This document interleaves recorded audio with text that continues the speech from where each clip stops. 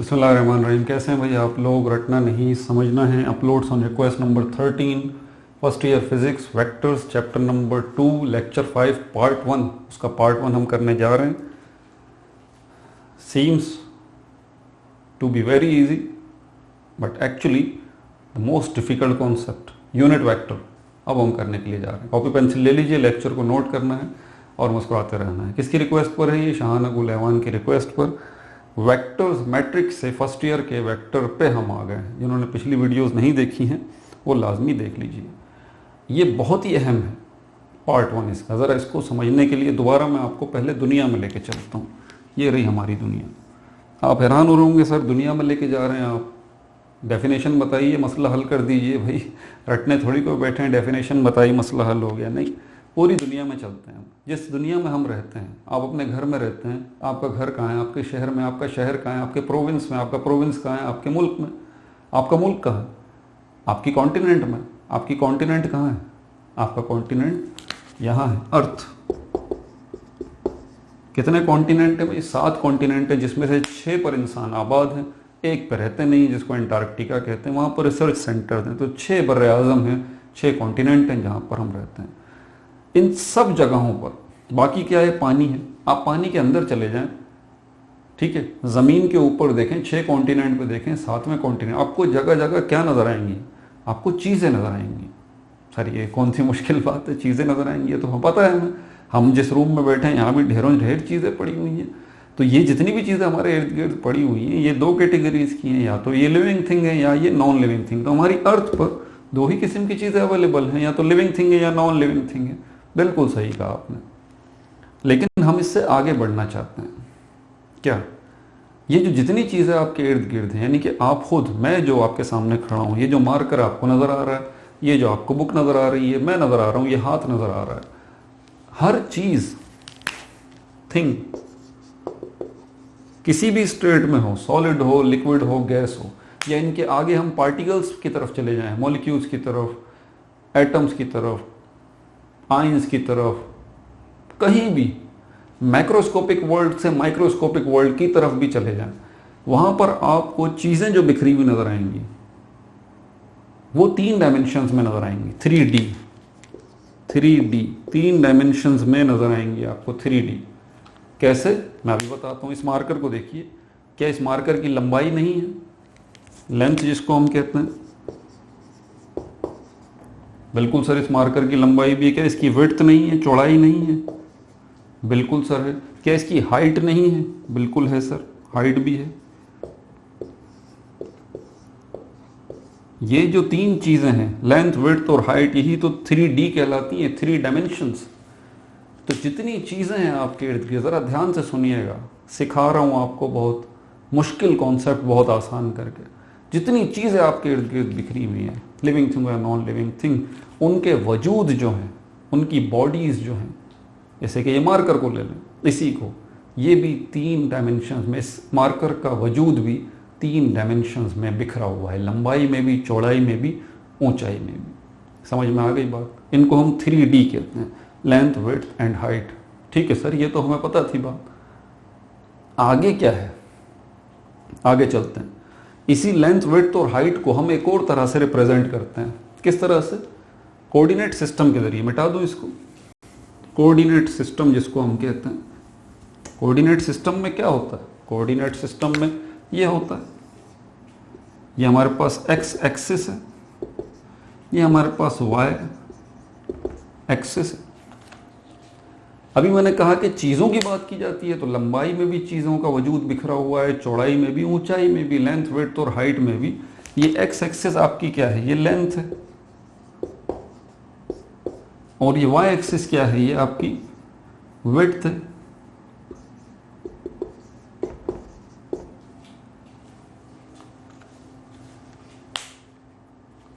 Coordinate system के ऊपर पूरी वीडियो बनाई हुई है मैंने, आप ज़रा चेक कीजिए, आपको मिल जाएगी। अगर और तफसीली जानना चाहते हैं, बड़ा ही अहम है ये कोऑर्डिनेट सिस्टम को समझना।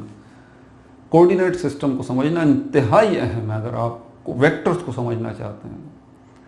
तो एक चीज़ की अगर मैं बात करता हूँ, कोई एक चीज़, मैं इस मार्कर को ही यहाँ पर रख देता हूँ, तो क्या होगा?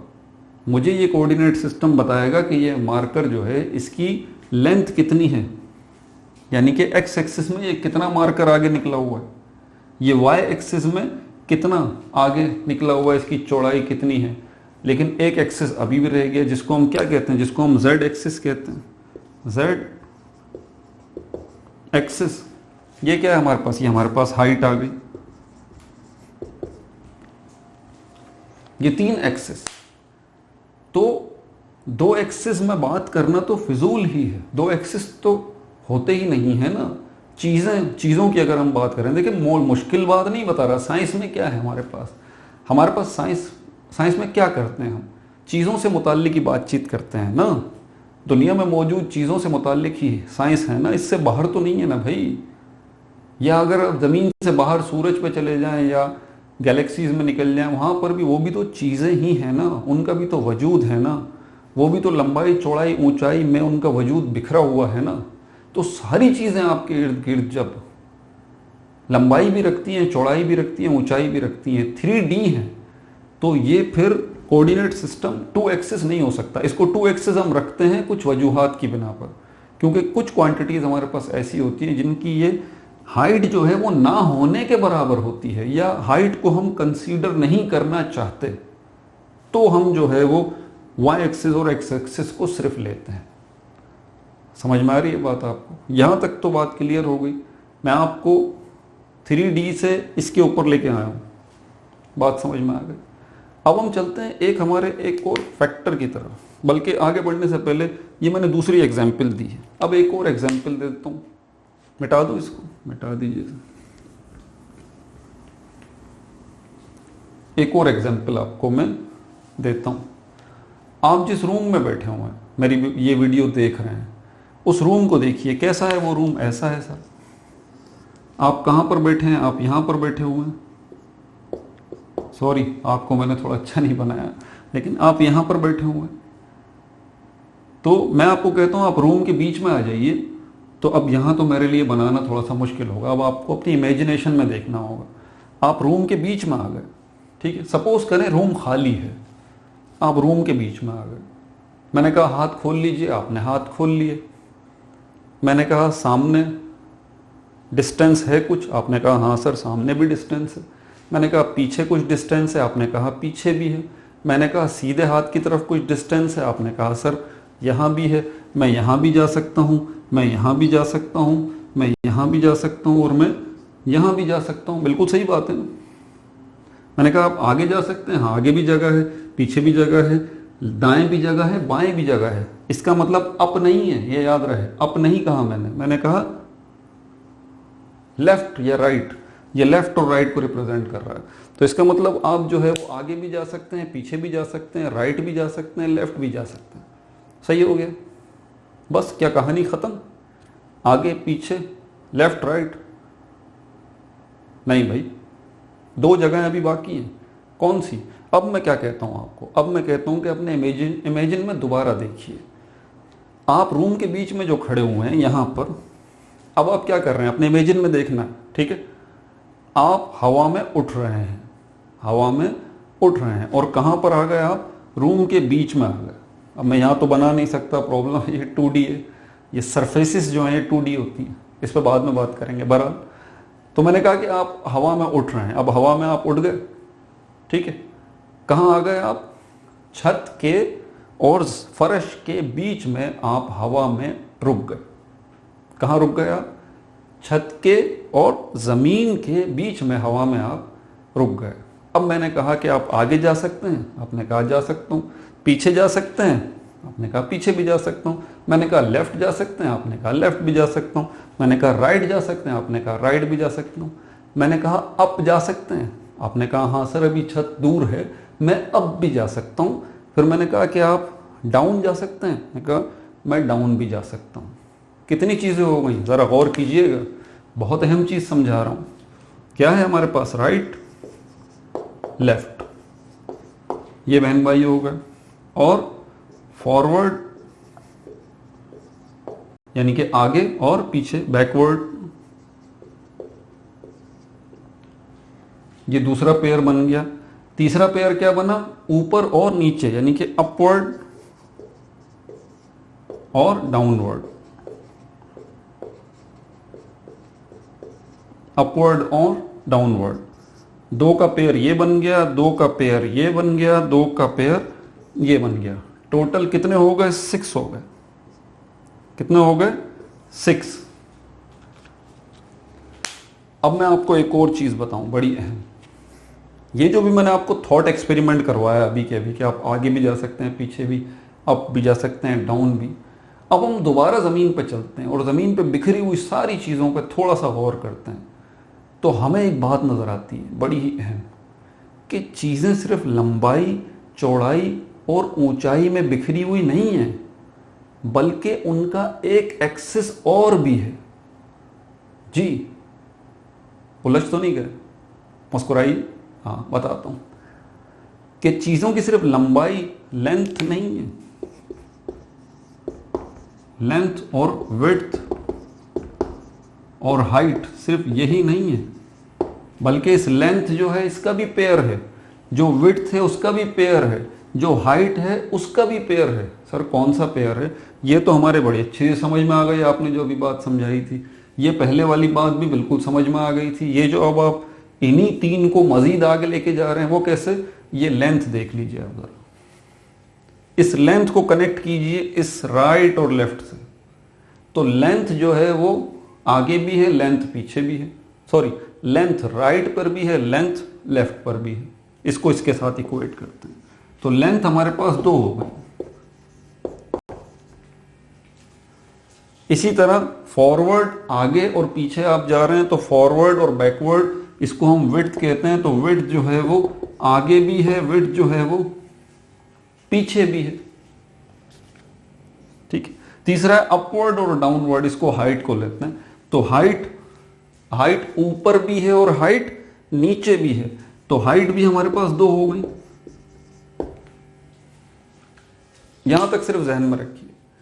तो चीजें जो बिखरी हुई हैं, लंबाई, चौड़ाई, ऊंचाई में तो बिखरी हुई हैं, लेकिन हर लंबाई का अपना एक दूसरा पेयर है, हर चौड़ाई का अपना एक दूसरा पेयर है, हर ऊंचाई का अपना एक दूसरा पेयर है, जिसको मैंने यहां पर अभी आपको इस थॉट एक्सपेरिमेंट से भी बताया।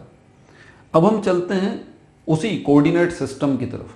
मिटा दूं इसको और फिर मैं आपको नंबर लाइन की तरफ लेके जाऊंगा। ये नोट कर लीजिएगा।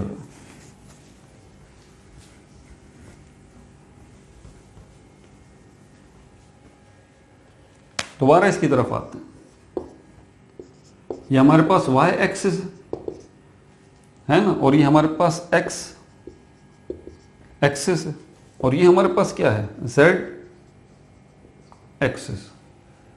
ये क्या था हमारे पास, ये हमारे पास लेंथ थी x एक्सिस को हमने लंबाई लिया था। ये x एक्सिस और ये y एक्सिस हमारे पास क्या था, विड्थ थी, और ये z एक्सिस हमारे पास क्या था, ये हमारे पास हाइट थी। अभी हमने वो थॉट एक्सपेरिमेंट रूम वाला किया, तो उसमें हमने देखा फॉरवर्ड क्या था, राइट और लेफ्ट, ये एक पेयर था, फॉरवर्ड बैकवर्ड ये दूसरा पेयर था, अपवर्ड डाउनवर्ड ये तीसरा पेयर था। ये देखें, मैं अभी आपको दिखाता हूं, यही पेयर आपको यहां भी नजर आएंगे। कैसे, ये पॉजिटिव एक्स एक्सिस है, ये जो है नेगेटिव एक्स एक्सिस है। हाँ सर, ये तो याद आ गया, ये तो हमें याद आ गया, ये तो बिल्कुल सही कह रहे हैं आप, ये पॉजिटिव एक्स एक्सिस है, नेगेटिव एक्सिस। दिमाग खोल रहा हूं आपका दिमाग खोल रहा हूं मैं। तहम्मुल से जरा इसको समझिए। ऐसी चीजें जो कि आपने पहले सुनी ही नहीं, वो सुने आज। जितनी चीजें बिखरी हुई हैं, positive x axis, negative x axis, यानी कि चौड़ाई, लंबाई, ऊंचाई, सिर्फ ये अकेले नहीं है, इनका एक एक पेयर भी है। जब मैं कह रहा था कि रूम में जो आप खड़े हुए हैं, तो आप जो है वो आगे जा रहे हैं, तो आपने कहा पीछे भी आ रहे हैं। ये रहा वो आगे जाना और ये रहा वो पीछे आना है। ये भी लेंथ है ना, ये भी लेंथ है। इसी तरह पॉजिटिव वाई एक्सिस है, इसी तरह ये नीचे आएगा, ये क्या होगा, नेगेटिव वाई एक्सिस। इन पे नंबर्स भी होते हैं सर, ये तो हमें पता है, हमने पढ़ा है तो सब कुछ। इसी तरह ये क्या हो गया, positive Y axis, negative Y axis, जो मैंने कहा कि आप कहाँ गए, आप जो है वो फॉरवर्ड गए फिर बैकवर्ड आए, ये रहा वो फॉरवर्ड और बैकवर्ड, ये रहा वो लेफ्ट और राइट। अपवर्ड और डाउनवर्ड रह गया ना, अपवर्ड और डाउनवर्ड दिखाता हूँ, वो थॉट एक्सपेरिमेंट याद रखिएगा। अपवर्ड और डाउनवर्ड के लिए आपने क्या किया था, आप हवा में उठे थे, रूम के बीच में आ गए थे, तब आपको डाउनवर्ड भी नजर आया था, अपवर्ड भी नजर आया था, ऊपर नीचे, ये एक डायमेंशन। ये ऊपर नीचे क्या है, ये रहा जेड एक्सिस, ये पॉजिटिव जेड एक्सिस है, और ये इसी के साथ ये नेगेटिव जेड एक्सिस है।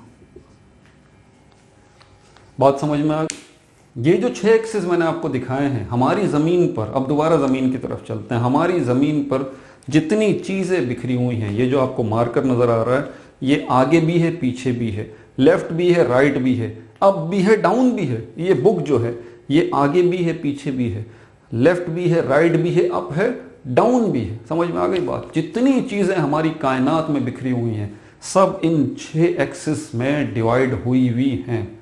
बात समझ में आ गई आपको सर? बात समझ में आ गई, सारी चीजें आपकी समझ में आ गई। यूनिट वेक्टर कहाँ गया, यूनिट वेक्टर की तरफ आते हैं। ये मिटा दें, ठीक है, यहां तक बात समझ आ गई।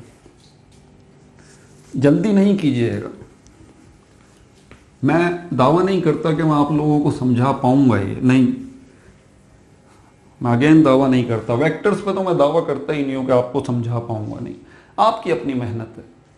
आप खुद जिद्दी बच्चे जो हैं, जिद्दी, वो ये समझेंगे। जैसे मैं जिद्दी हूं ना, इस वक्त फैन नहीं चल रहा, पसीने भी आ रहे हैं, गर्मी भी लग रही है, खड़ा हूं, जिद है। जिद्दी बच्चे सिर्फ वो मेरे साथ चल सकते हैं। तो अब जरा यूनिट वेक्टर्स को छोड़ के हम एक वेक्टर ले लेते हैं। वेक्टर कौन सा, फोर्स। फोर्स भी तो एक वेक्टर है, पता है ना आपको, फोर्स भी एक वेक्टर है। अब मैं बड़ा एक आसान सा सवाल करता हूं आपसे। ये बोर्ड है, मैं इसकी तरफ ये हाथ रखा हुआ है, मैं इस पे फोर्स लगा रहा हूं, लगा रहा हूं ना, लगा रहा हूं या नहीं लगा रहा? बिल्कुल सर लगा रहे हैं, नजर आ रहा है, ये फोर्स लगा रहे हैं आप। किससे लगा रहा हूं भाई फोर्स? हाथ से। हाथ क्या है? हैंड, थिंग है ना एक। ध्यान से सुनिएगा, जब मैं फोर्स लगा रहा हूं, किससे लगा रहा हूं? हाथ से लगा रहा हूं। हाथ क्या है? एक थिंग है ना। और अभी मैंने बता दिया पूरी कायनात में जितनी चीजें बिखरी हुई हैं, आगे पीछे, left right, up and down बिखरी हुई हैं, तो जब कोई भी चीज फोर्स अप्लाई करेगी, चाहे वो हैंड हो, तो ये फोर्स जो लग रही है, तो मुझे बताइए क्या ये इन 6 अतराफ में बिखरेगी नहीं फोर्स?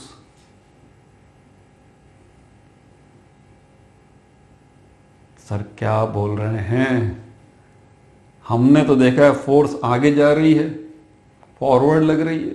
अभी मैंने आपको इतनी तफसील बताई है, आप खुद जरा सोचिए। मैं हाथ से फोर्स लगा रहा हूं, क्या मेरे हाथ की लंबाई नहीं है? क्या चौड़ाई नहीं है? क्या ऊंचाई नहीं है? तो जब मेरा हाथ फोर्स लगा रहा है, तो इसका मतलब मेरी लगाई हुई फोर्स लंबाई, चौड़ाई, ऊंचाई तीनों में जा रही है ना। और लंबाई, चौड़ाई, ऊंचाई, हर तीनों का एक एक पेयर है, positive negative, positive negative, positive negative. तो इसका मतलब ये हुआ कि ये फोर्स जो लग रही है, फिर ये सिर्फ एक डायरेक्शन में नहीं लग रही, ये नामुमकिनात में से है। आप ये कह सकते हैं किसी एक डायरेक्शन में कम लग रही हो, जैसे मैं हाथ से फोर्स लगा रहा हूं, तो मैं यहां कह सकता हूं कि लेंथ और विड्थ में फोर्स लग रही है, क्योंकि मेरे हाथ की सरफेस जो है इसमें लेंथ और विड्थ है, हाइट तो नहीं है। हाइट में फोर्स ना होने के बराबर लग रही है, लेकिन लग रही है। क्यों? वजह क्या है? मेरे हाथ की हाइट भी है। बात समझ में आ गई बात? तो इसका मतलब ये फोर्स जो है, ये वेक्टर, ये 6 दिशाओं में, 6 डायमेंशंस में, 6 डायरेक्शंस में ये फोर्स बिखरी हुई है। क्योंकि हमारी ज़मीन पर जितनी चीज़ें मौजूद हैं, फोर्स हवा में तो नहीं लगेगी ना भाई। फोर्स जब भी लगेगी, कोई बॉडी ही फोर्स लगाएगी ना, या नहीं लगाएगी? बॉडी ही लगाएगी, बिल्कुल कोई बॉडी लगाएगी फोर्स, किसी दूसरी बॉडी पर ही लगाएगी ना भाई। क्या हवा में फोर्स लगेगी? हैं? कॉमन सेंस की बात है, चीज़ें ही फोर्स लगाती हैं, तो चीज़ें की क्या हाइट, लेंथ, विड्थ नहीं होती? तो इसका मतलब ये हुआ कि ये फोर्स वेक्टर जो है ये 3 हिस्सों में डिवाइड होगा जब भी होगा। एक्स एक्सिस में भी होगा, वाई एक्सिस में भी होगा और जेड एक्सिस में भी होगा। अब फोर्स को जब हम कहते हैं कि न्यूटन में लग रही है तो हम क्या कहते हैं, 10 न्यूटन फोर्स लगा रहे हैं, 10 न्यूटन फोर्स लगा रहे हैं। अब हम जानते हैं 10 न्यूटन फोर्स लग किस डायरेक्शन में रही है? क्या पूरी की पूरी 10 न्यूटन एक्स एक्सिस में लग रही है? इम्पॉसिबल। इसका मतलब ये हुआ कि ये 10 न्यूटन फोर्स जो है ये डिवाइड हो रही है इन तीनों में, और इन तीनों के पेयर्स में भी नेगेटिव एक्स एक्सिस भी तो है, नेगेटिव वाई एक्सिस भी तो है, नेगेटिव जेड एक्सिस भी तो है।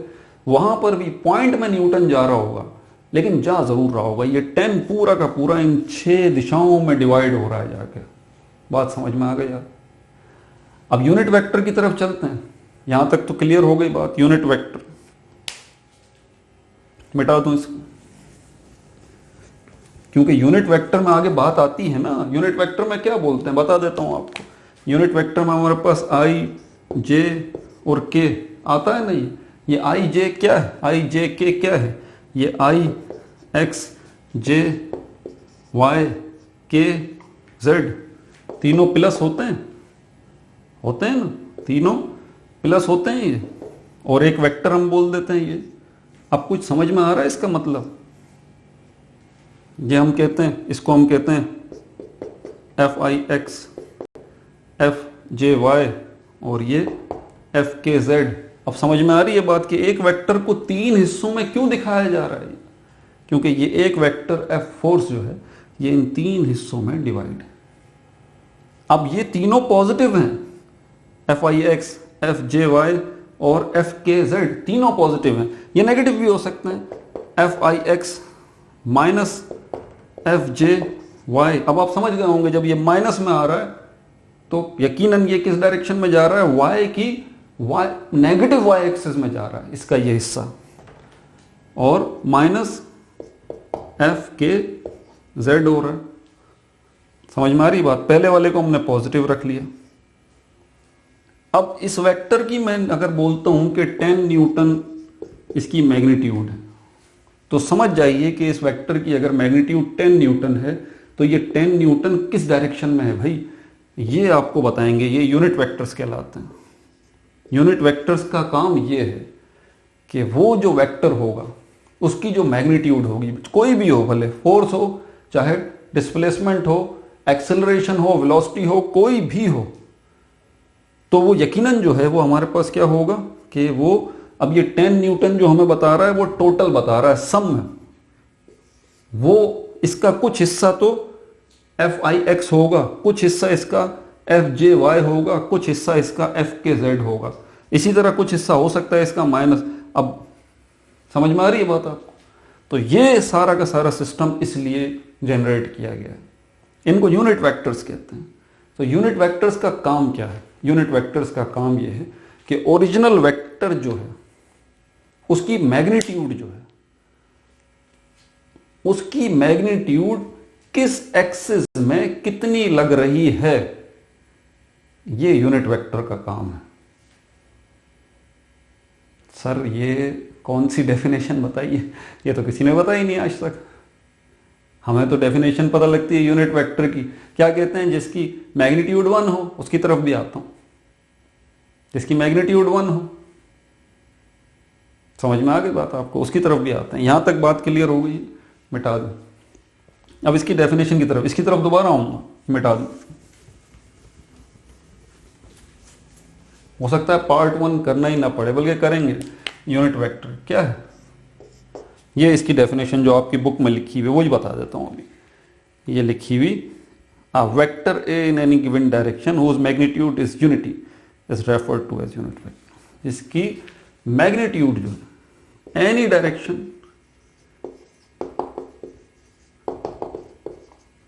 पहले तो वो क्या कह रहा है? यूनिट वेक्टर को बोल रहा है a वेक्टर। यूनिट वेक्टर क्या है? ये भी एक वेक्टर है तो यकीनन इसकी भी क्या होगी? मैग्नीट्यूड और डायरेक्शन भी होगी। तो वो डायरेक्शन बोल रहा है कोई सी भी डायरेक्शन में हो, अब किसी भी डायरेक्शन में हो, x axis, positive x axis में भी, नेगेटिव एक्स एक्सिस में भी, पॉजिटिव वाई एक्सिस में भी, नेगेटिव वाई एक्सिस में भी, पॉजिटिव जेड एक्सिस में भी, नेगेटिव जेड एक्सिस में भी, किसी भी डायरेक्शन के अंदर हो। ये क्या बात हुई, बताता हूं अभी, चले बता देता हूं। एनी डायरेक्शन का उसने इसलिए कहा क्योंकि इनका काम होता है ओरिजिनल वेक्टर की ये ओरिजिनल वेक्टर का हिस्सा होते हैं।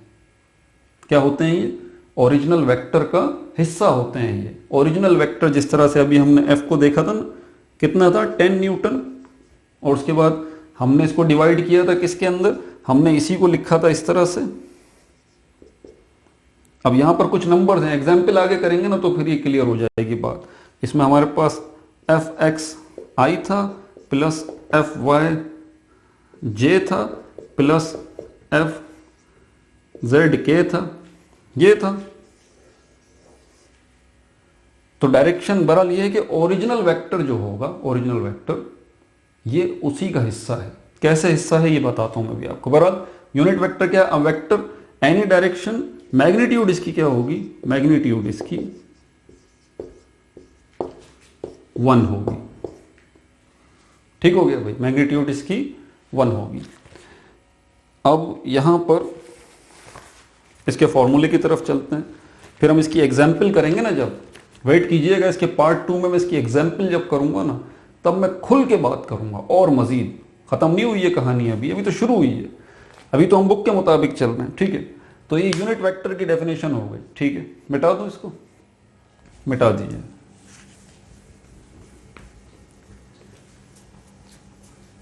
कोई फॉर्मूला है यूनिट वेक्टर फाइंड आउट करने का, बुक के मुताबिक चल रहा हूं आपकी। फॉर्मूला क्या है यूनिट वेक्टर, ये एक वेक्टर है, इसकी मैग्नीट्यूड को,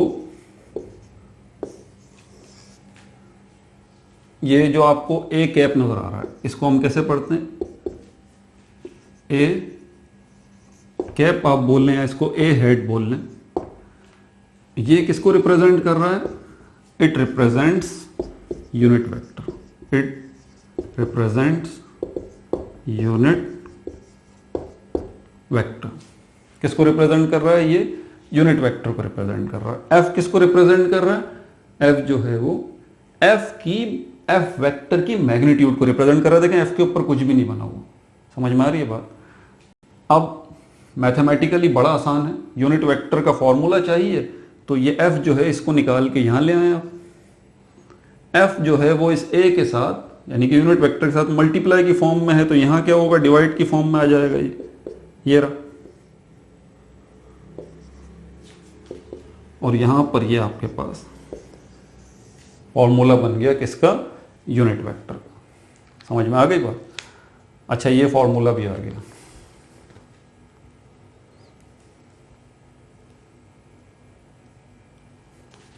अब इसकी मैथमेटिकल फॉर्म की तरफ चलते हैं। एक और भी है, एक फॉर्मूला तो ये है।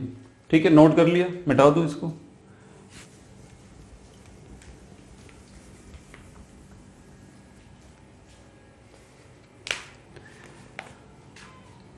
ये एक वेक्टर है ए,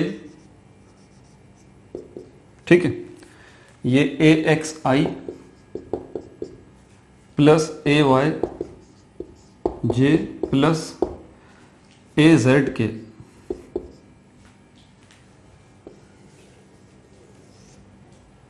ये इस वेक्टर की, ए वेक्टर की रिप्रेजेंटेशन है in the form of unit vectors. ये याद रखिएगा, किस शक्ल में रिप्रेजेंटेशन है इसकी, ए वेक्टर को किस शक्ल में लिखा है हमने, इसको हमने लिखा है in the form of unit vectors. इस ए वेक्टर को हमने लिखा है।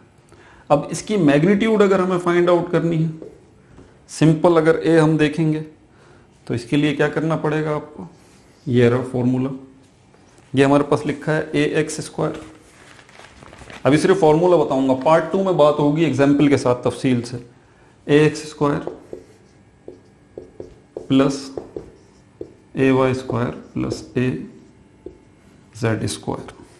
ठीक है, ये आपके पास ए एक्स स्क्वायर प्लस ए वाई स्क्वायर प्लस ए जेड स्क्वायर, ये आपके पास किसका फॉर्मूला आ गया, ये आपके पास इस ए वेक्टर की मैग्नीट्यूड का फॉर्मूला आ गया। इसकी मैग्नीट्यूड आप फाइंड आउट कर सकते हैं, लेकिन with the help of unit vectors. ठीक है भाई, यहीं पर तमाम करते हैं इसको। पार्ट 2 में इंशाल्लाह हम जब एग्जाम्पल करेंगे आगे, इसकी एग्जाम्पल ये रही एग्जाम्पल 2.1, तब और ज़रा हम तफसील से बात करेंगे। इस वीडियो को बार बार देखिए, आपके दिमाग के फ्यूज़ जला देगा। ये फ्यूज़ जलाएगा नहीं, उड़ा देगा, बल्कि आपके दिमाग की बत्तियां जला देगा। वाकई जो बच्चे ज़िद्दी हैं, सीखना चाहते हैं, उनके दिमाग को ये लेक्चर यकीनन हिला के रख देगा, उनको बहुत कुछ सोचने पे मजबूर कर देगा, कंपेल कर देगा। वो वेक्टर्स को, साइंस को, फिज़िक्स को एक नए तरीके से देखेंगे, 3D नहीं 6D पॉइंट ऑफ व्यू से। बहुत ज़्यादा ख्याल रखिएगा अपना। कोई चीज़ समझ में ना आए कमेंट्स में बताएं, मैं उसको एक्सप्लेन करूँगा। Again, no like, no subscribe, only share.